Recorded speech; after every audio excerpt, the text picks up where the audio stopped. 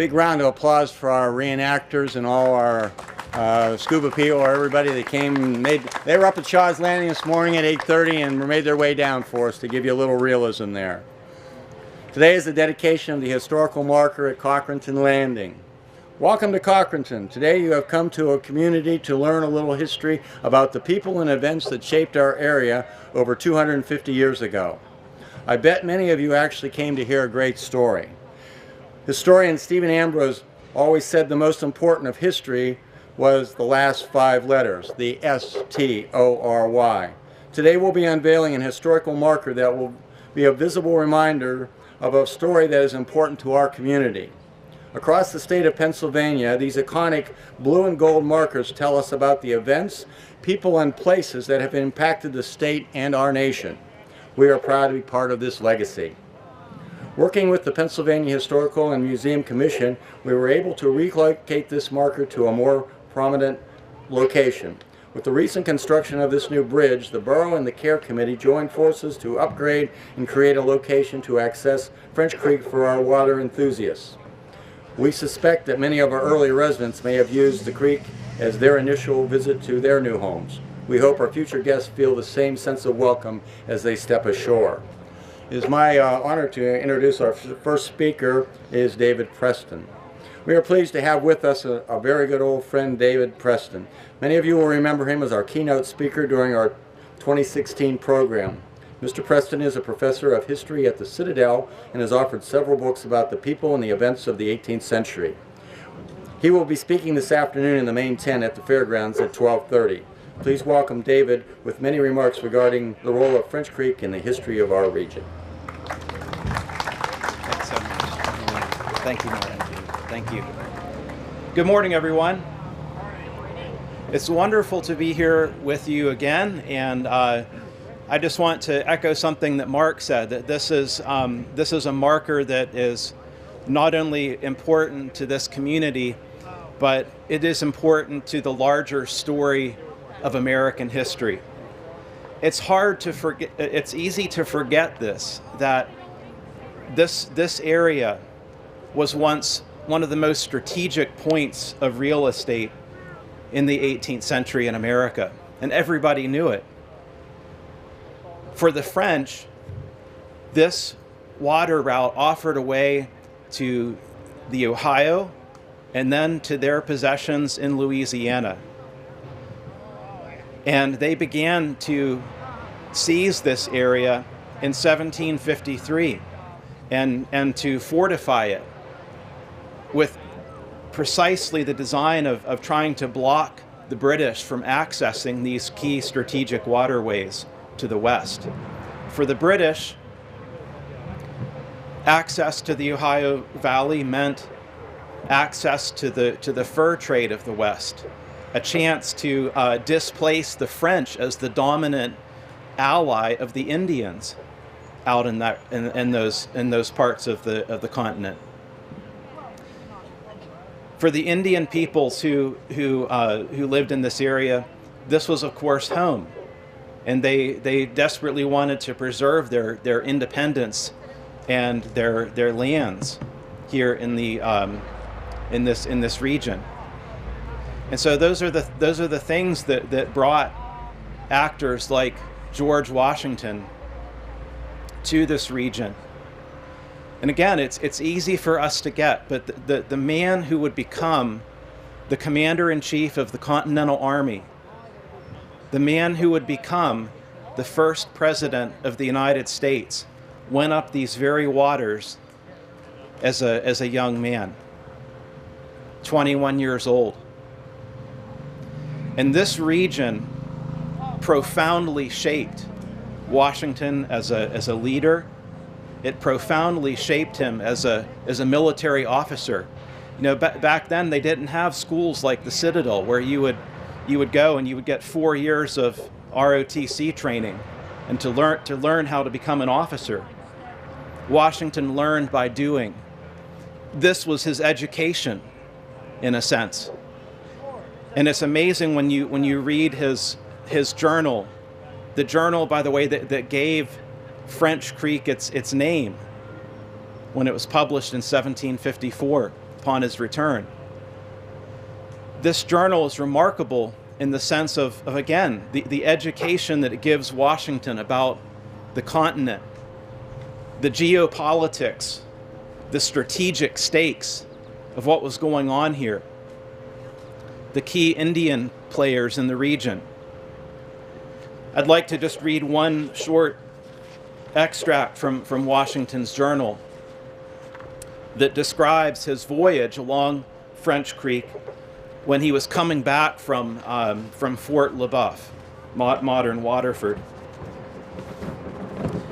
He left there on December the 16th, 1753. I mean, think about this. Washington, in this journey, had come from Williamsburg, Virginia, all this way. And it's a remarkable, remarkable journey. I encourage you to read the journal.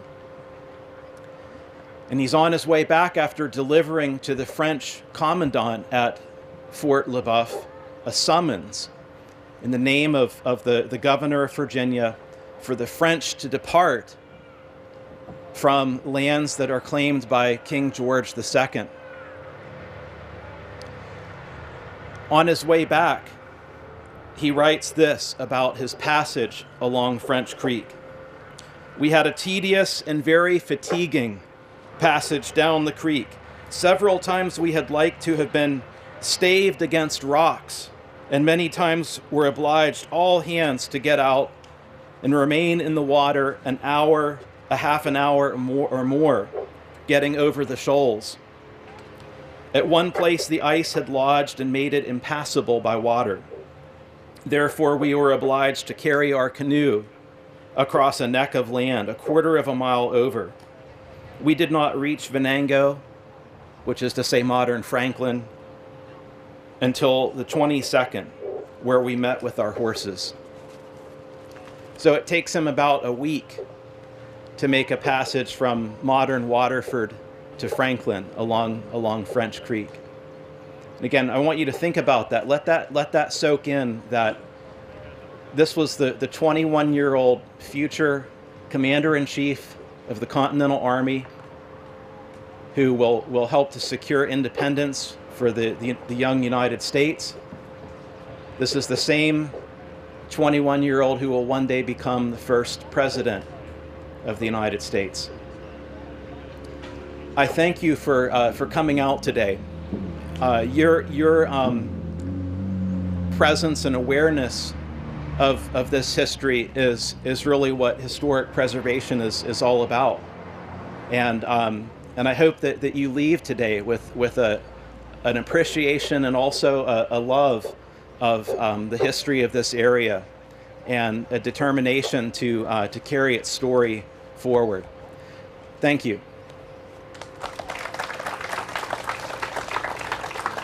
Thank you, David. Now for the person that made all this possible, Andrea McDonald. Traveling clear from Harrisburg. Come on over, come on over. We are pleased to have the director of the PA State Historic Preservation Office, Andrea McDonald, with us today. When we were looking into the elements in the process of relocating a historical marker, Andrea became an enthusiastic contact for us. She helped guide us through all the steps from the reclaiming and the refurbishing of the marker to its new relocation. We are very pleased to have her with us today to see the results of her efforts in giving us a visible symbol of our part in Pennsylvania history. Welcome, Andrea. Thank you. Thank you so much. I'm so honored to be here, and the marker looks beautiful. It looks really lovely here at this new location. I'd like to extend my warm greetings on behalf of Governor Tom Wolf and members of the Pennsylvania Historical and Museum Commission. You may know that the Pennsylvania Historical and Museum Commission is the Commonwealth's official history agency, and the Historical Marker Program is one of our most popular public programs, as you can tell from everyone participating. I want to congratulate you on the rededication of the French Creek Historical Marker. The French Creek marker was actually originally dedicated in 1946. 72 years ago, which happens to be the same exact year the Pennsylvania Historical Marker Program began. So this marker was one of the firsts. Since 1946, there have been nearly 2,500 historical markers erected across Pennsylvania. These markers chronicle the significant stories of people, places, and events that have made the Commonwealth extraordinary. So each marker, as you're learning, establishes an important link to the past. It is my hope that this dedication of this marker is not the end of the story, but will instead provide encouragement for further exploration and discussion. Historical markers speak to us and future generations about the history of government and politics, labor and military history, ethnic history, artists and performers, education, science and medicine, the environment, Native Americans, outstanding women, and so much more. These single threads are woven into the great tapestry which represents our rich and diverse heritage. I know I speak on behalf of all the PHMC commissioners and staff when I extend my appreciation to the Cochranton area redevelopment effort for sponsoring the rededication of the French Creek marker. Thank you so much for having me. Thank you. Thank you for coming. Well, we've talked about him, and he's here. Nothing could be more appropriate than having the individual that brought attention to the subject of this dedication. A 21-year-old Virginian sent out on a mission in 1753 first brought attention to the rough frontier of the northwestern Pennsylvania. Through his journey entries, he would expose the world to our region, and his impact on our nation is well known. It is my distinct pleasure to introduce you to Jason Cherry, a dedicated reenactor that brings back to life the father of our country, George Washington.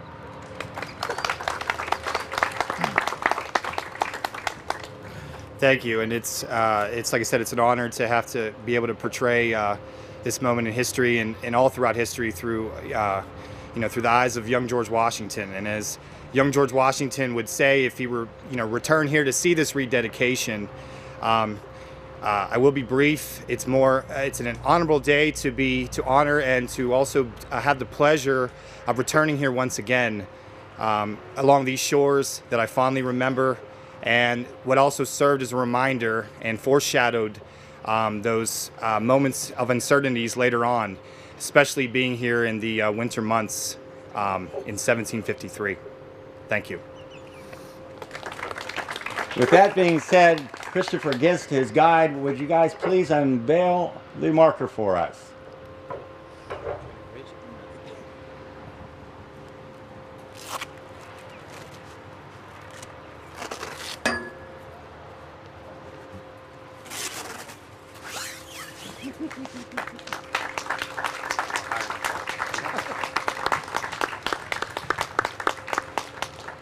Thank you for coming.